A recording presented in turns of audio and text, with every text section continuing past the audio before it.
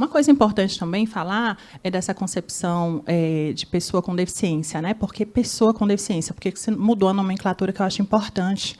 E sempre eu gosto de frisar também. Porque ela, primeiramente, é uma pessoa com qualidades, defeitos, direitos e deveres, como qualquer outro ser humano, com deficiência, que vai exigir da sociedade, porque isso é o pulo do gato. Antes, a pessoa com deficiência ela tinha que se adequar aos espaços. Com essa nova concepção, é a sociedade que tem que se adequar à pessoa. Por exemplo, eu gosto de dar exemplo para ficar mais claro a compreensão, né? Vamos pessoa com deficiência física. Eu vou dar uns 2 exemplos. Pessoa com deficiência física. Ela, vindo para a universidade, ela consegue acessar os espaços? Hoje ela consegue. Aqui, vamos falar aqui Campos Juazeiro, ela consegue. Por que ela consegue? Porque o espaço possui rampas. Porque ela se locomove. Ela faz uso de cadeiras de rodas e ela se locomove. Agora, se o espaço, se a estrutura arquitetônica não tem as rampas, ela consegue se locomover, mas ela se locomove. Sim, é o espaço. Mas com muita dificuldade. Mas ela não consegue se locomover num espaço onde não tem a rampa, porque como é que ela vai acessar? Sim, Entende que é a sociedade que tem que se adequar, porque ela... Pronto, uma pessoa com deficiência visual, né, lá na sala de aula, vamos trazer aqui para o nosso universo, ela consegue ter acesso aos livros impressos. Ela consegue ter acesso por conta das tecnologias assistivas. Mas se o professor, por exemplo, ele não pensa no material para esse estudante com deficiência física, por exemplo, uma partitura em música, ele consegue ter acesso à partitura em música. A gente faz a musicografia Braille daquele, né? Trabalha aquele material e ele tem acesso. Mas se o professor não solicitar, ele vai ter acesso? Não. Aí de quem é que errou? Aí tem que partir do professor ter esse diálogo, essa sensibilidade, para que as coisas possam ocorrer. Deixa eu até corrigir, eu falei errou, mas assim, não observou, eu não gosto dessa palavra, porque às vezes sai quando a gente fala, não é que errou, não observou a característica daquele indivíduo que requer uma adaptação daquele material. Sim, sim. Então, veja, ele é capaz de acessar aquele material, tem recursos, né, que a gente faz lá na secretaria para tornar acessível aquele material. Mas, se o professor que está lá ele não solicita, o estudante não tem acesso. Então, não é a condição dele que impossibilita. Entende? Por isso que eu gosto de dar os exemplos. Não é isso. É aquele professor que não percebe essa condição e fornece a acessibilidade que ele precisa. Então, a pessoa com deficiência, ela precisa de acessibilidade. Né? E nós, como sociedade, temos que olhar para esse ser humano, primeiramente. Nunca deve chegar primeiro a sua condição, mas o ser humano. E aí a questão de se é mulher, se é homem, a questão social, enfim, tudo isso que constitui um sujeito e a sua condição, né? E promover as condições de acessibilidade. Acho que isso é importante a gente, até porque pela concepção que eu falei de Sasaki, né? Se a gente pensa a sala de aula, os espaços, uma comunicação no e-mail, será que aquela comunicação no e-mail uma pessoa cega consegue ler? Né? A gente pensou nisso? Se a gente começa a fazer as nossas práticas de trabalho, pensar nossos espaços, né, para todos, que é isso que o Sasaki quer dizer, a gente contribui com a acessibilidade desse público, a gente dá condições para que ele acesse o nível superior. Né? Então, acho que isso é importante. Por isso, essa questão do desenho universal, ela é para isso, é para a gente, cada um de nós, pensarmos dentro do nosso contexto ali, né? Como o meu trabalho pode contribuir para todos. Que eu acho que é a riqueza da acessibilidade, todo mundo ganha. Porque a gente começa a pensar fora da caixinha. Ai, eu só tenho esse público, e ainda mais no nível superior, que a gente faz muito também, né? Nossa, nível superior, será que é para mim? Será que eu dou de conta, né? Será que eu vou conseguir acessar? E aí eu me lembrei do curso Letras Libras aqui. Sim. Não, então, a gente tem um curso de Letras Libras aqui, a gente tem... na verdade, a gente tem público surdo, estudante surdo, a gente tem docentes surdos, que é do curso de Letras Libras, e temos estudantes surdos, né, no curso de... Olha que legal, Letras Libras, Pedagogia e Medicina Veterinária. Olha eles ocupando os espaços, né? E eles ocupam, eles só precisam o quê? Da acessibilidade comunicacional, que é o que eu... Lu, se você deixar, eu vou falando, tá? Eu só não vou deixar porque nós temos tempo aqui, e aí você já começou falando aí dos serviços, né, que a Secretaria de Acessibilidade, ela oferta, né? Então, vamos aí só deixar bem claro para que os nossos, né, para as pessoas que estão nos vendo saibam, né, quais são os serviços ofertados aqui pela Secretaria de Acessibilidade da Universidade Federal do Cariri. Pronto. Hoje, a gente não tem uma equipe que a gente gostaria, como eu falei, a gente não tem as condições ideais, tá, pessoal? Tem coisas ainda a conquistar, mas dos recursos que a gente já dispõe, a gente tem serviços para a pessoa com deficiência visual, a da pessoa com deficiência auditiva, surda. A gente está esperando aí chegar um pedagogo para fazer um atendimento mais individualizado com os estudantes e orientações pedagógicas também para os docentes. É algo que a gente está lá na Progep, olha, vamos avançar, porque... Inclusive, deixa eu trazer uns dados aqui, porque que a gente precisa aumentar a equipe da Secretaria de Acessibilidade, né?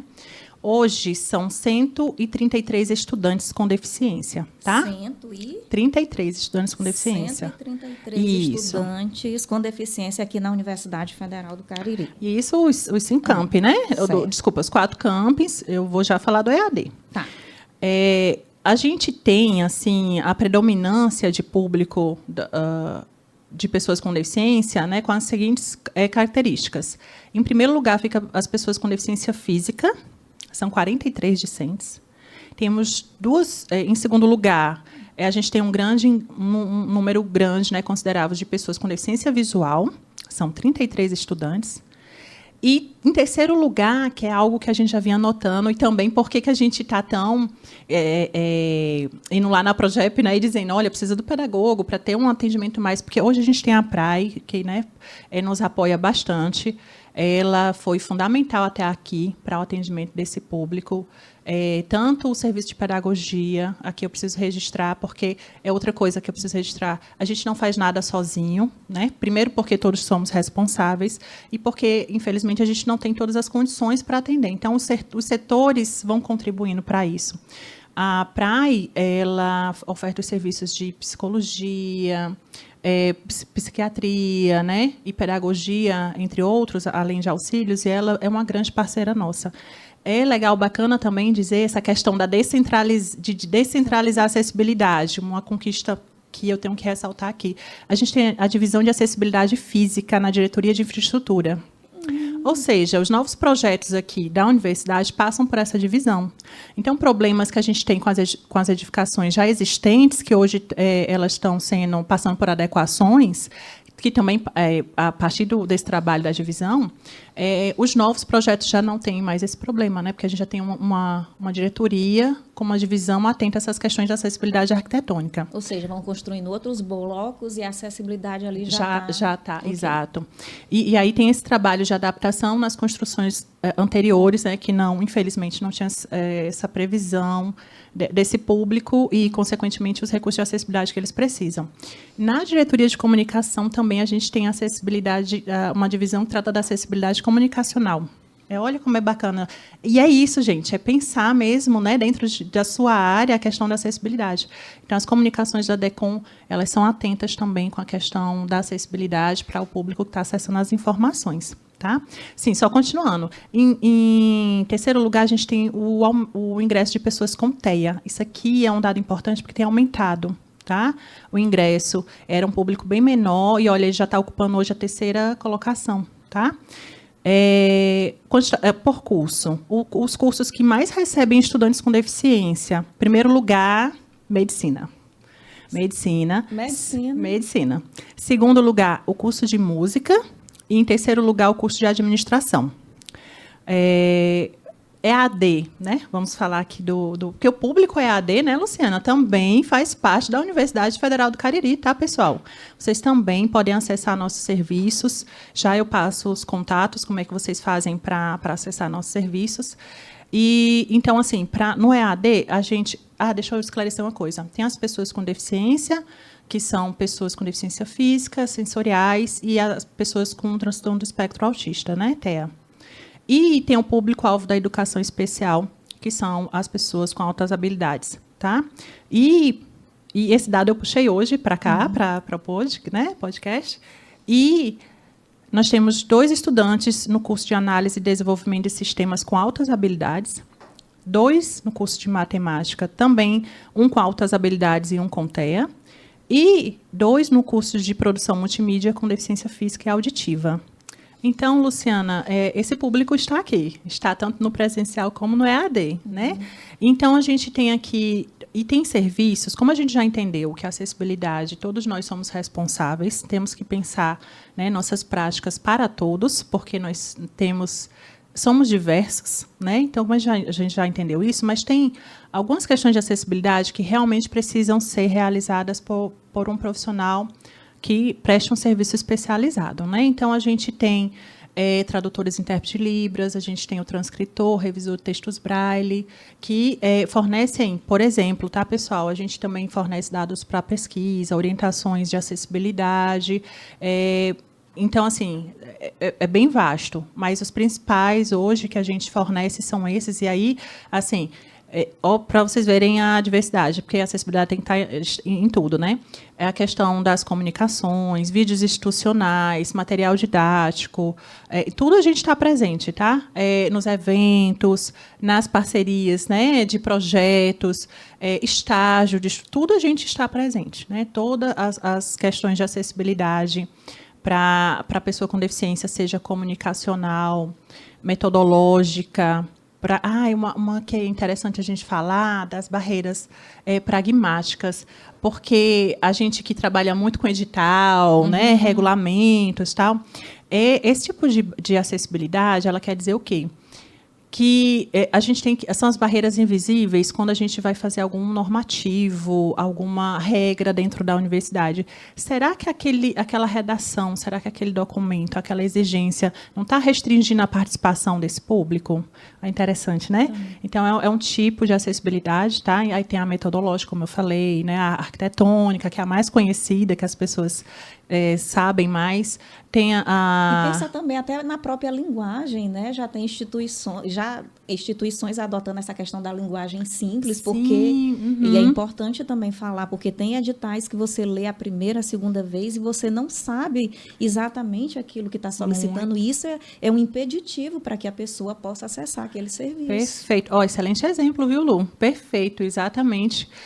Olha como é interessante, né? Será que a gente está realmente fornecendo ali uma informação que todos conseguem acessar, né? Então, esses questionamentos, as práticas, devem envolver esse entendimento, né? Eu estou conseguindo me comunicar com todos? Eu estou abrindo, o meu espaço é aberto para todos? Então, sempre se questionar. É a gente sair de, o que fazer? O que fazer para como fazer? Eu acho que é a virada de chave, né? Que faz com que realmente a gente tenha uma cultura inclusiva, né?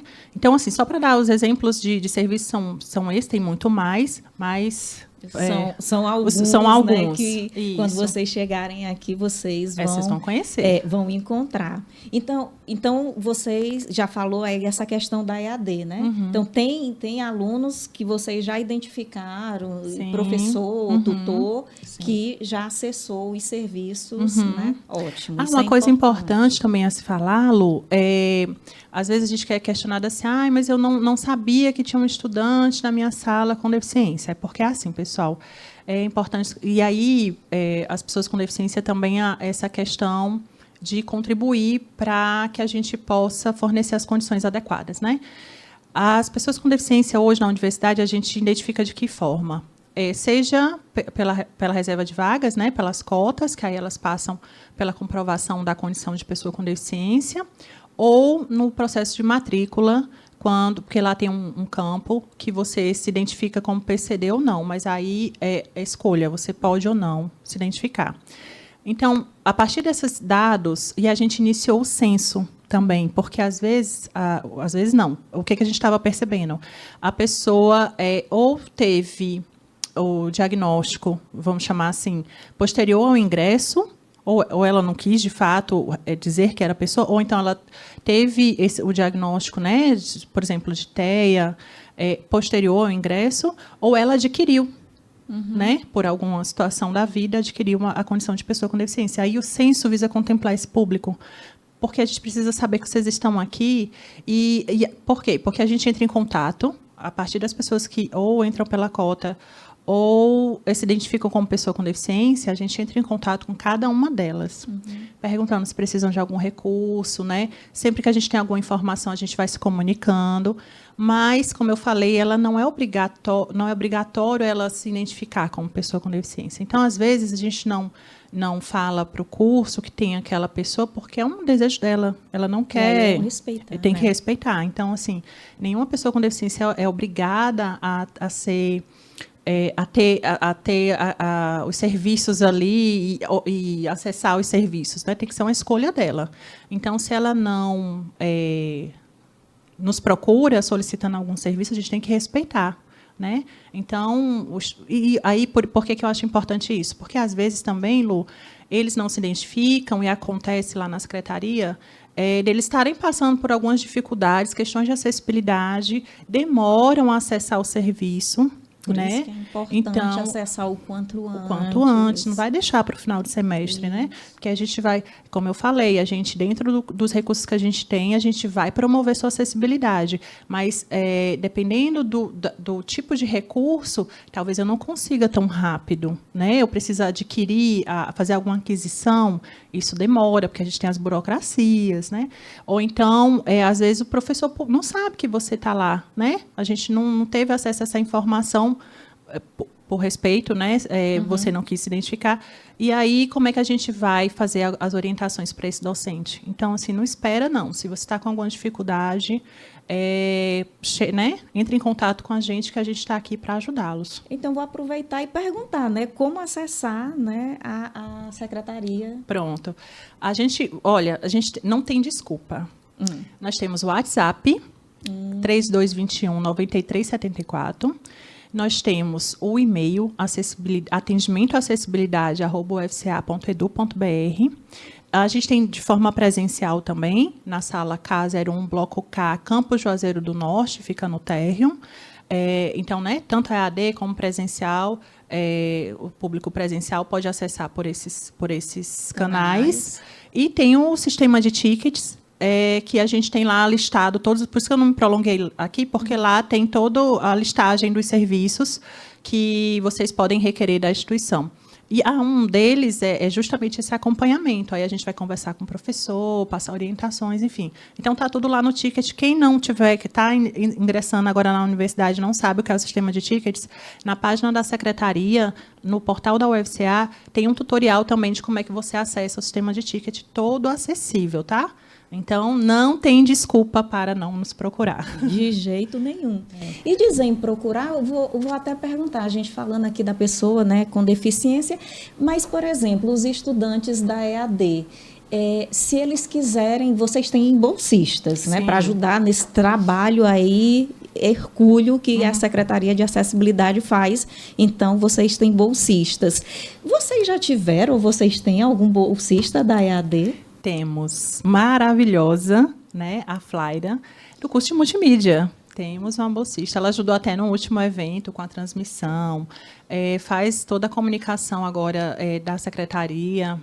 Já tivemos também voluntários, estudantes que foram bolsistas PAP e depois pediram para ser voluntários, porque quiseram ingressar na área, e é um mercado muito bom, né? Algumas áreas têm uma boa remuneração, inclusive do curso de música. Né? E, inclusive, atuou com a gente de forma voluntária e hoje é concursado dentro da área.